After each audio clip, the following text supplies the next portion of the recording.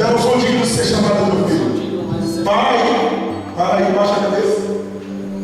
Olha para mim. O moço está ensaiando, mas ele não viu que o pai o havia avistado. Aleluia.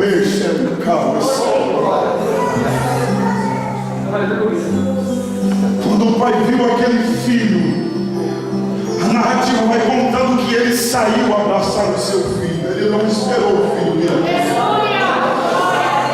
Ele vai abraçar o seu filho, e eu quero conjecturar que o filho, pastor Wilson, quer falar alguma coisa, mas eles não falam nada. Ele diz: pai, mas eu quero falar algumas palavras, mas não fala nada. Vem comigo, vem comigo, vem comigo, vem comigo, vem comigo.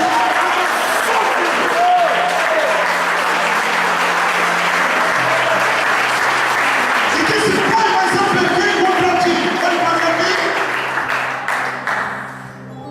Sabe o que o pai vai fazer? Ele está vendo que as vestimentas do seu filho estão sujas, maltrapilhas. Sabe o que o pai vai fazer? Algo. Por que eu digo que o pai nunca havia desistido do filho e esquecido aquele filho? Porque ele vai mandar trazer as vestes que estavam guardadas e mandar colocar no filho. Bote nele vestes brancas. E quando a Bíblia diz que foram colocadas vestes nele, aqui automaticamente está falando de veste de justificação. Aquele que se chega com o coração aquebrantado, se chega na presença dele. O teu pecado, o meu pecado, ele joga no mar do esquecimento, e dele não se lembra mais, e nos dá o direito de uma nova história. Olha para mim aqui.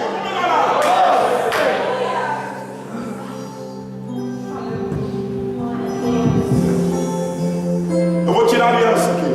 Prepara o teu dedo, prepara o teu dedo. Eu vou conjecturar. Ele polindo a aliança e diz: qualquer dia ele vai voltar. Deixa eu preparar aqui o anel, porque a qualquer dia esse anel vai voltar à mão do meu filho. Quando ele voltar, eu vou colocar esse anel no dedo dele. E quando o filho volta, ele bota o anel. Você não é casado ainda, calma, meu filho. Ele bota o anel na mão do filho. Aleluia. Além de dizer que ele estava sendo justificado, ele estava dizendo: a autoridade que você tinha, eu estou restituindo.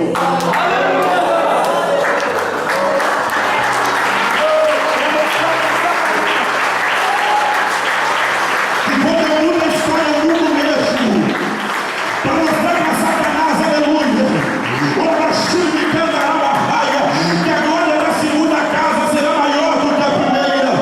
E onde abundou o pecado, vai superabundar a minha graça, e eu te darei autoridade.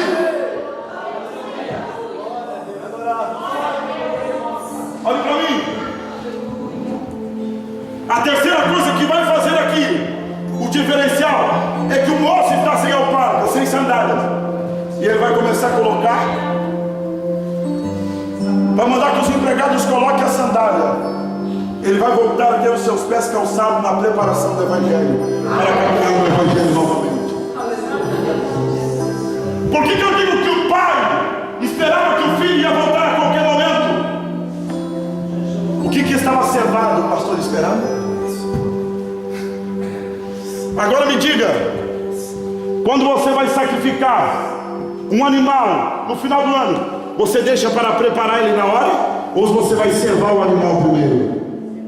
Você vai cevar, você vai cortar o animal quando no momento, aleluia, oportuno de uma festa, de uma festividade, aleluia, o animal seja servido, matar um animal para sacrificar e fazer a festa. Então o pai já estava com aquele animal cevado, porque sabia que o filho ia voltar. Pode descer.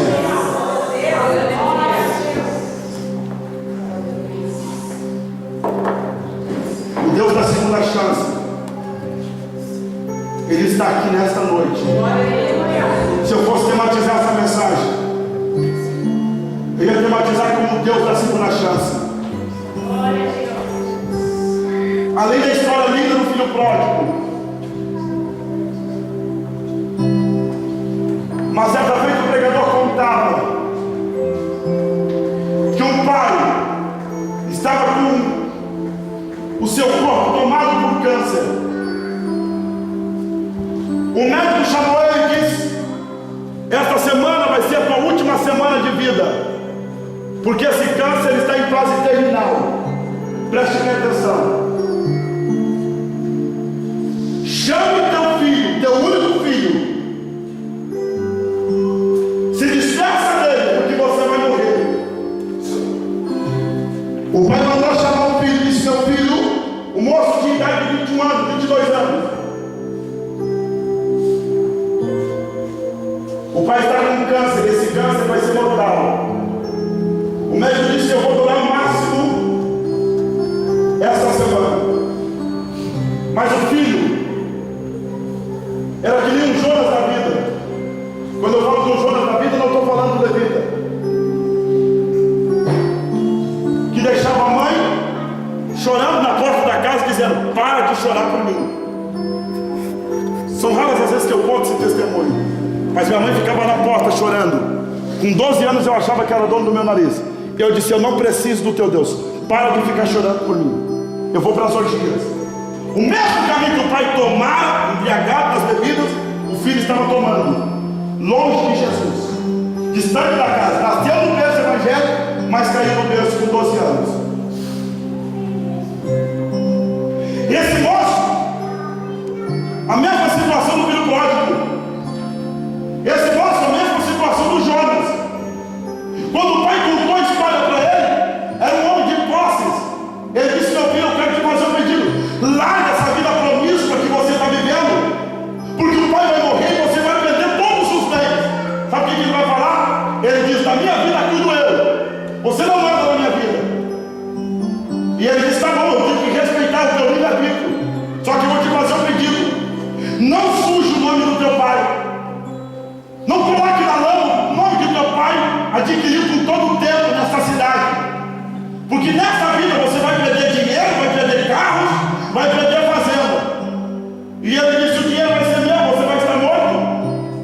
Ele quer debater com o pai. E o pai disse: vou te fazer o último pedido. Por levar essa vida você vai perder tudo, mas eu preparei uma choupana no fundo da fazenda. E quando você perder tudo e tiver que nem um mendigo, vá até aquela choupana e você vai saber o que tem que fazer. Final da semana o senhor falece, vem a falecer. 2 meses foram tempo suficiente para ele gastar com prostituição, com amigos que estavam com ele porque ele tinha dinheiro. Tinha festa, tinha orgia, tinha bebida, tinha droga, tinha sexo, tinha rock and roll. Só que tem porém, ele vai perdendo tudo isso. E agora ele não é mais um moço que tem um carrão porque perdeu em drogas e prostituição. Ele está andando, pastor Wilson, se alguém está apontando o dedo para ele, está dizendo o quê? Ele é o filho do fazendeiro, olha como ele está. Ele não está mais bonito, ele está que nem um mendigo. Olha o jeito dele. Aquele moço entendeu que para ele chegou o fim. Ele vai então a choupana que o pai havia preparado na fazenda, que não era mais a dele. E quando chega e abre a porta da choupana, para a surpresa dele, ele vai encontrar uma forca e abaixo daquela forca uma cadeira. E o pai dele disse que quando ele chegasse lá, ele sabia o que tinha que fazer. Chorando no desespero, porque ele viu que chegou o ponto final dessa história.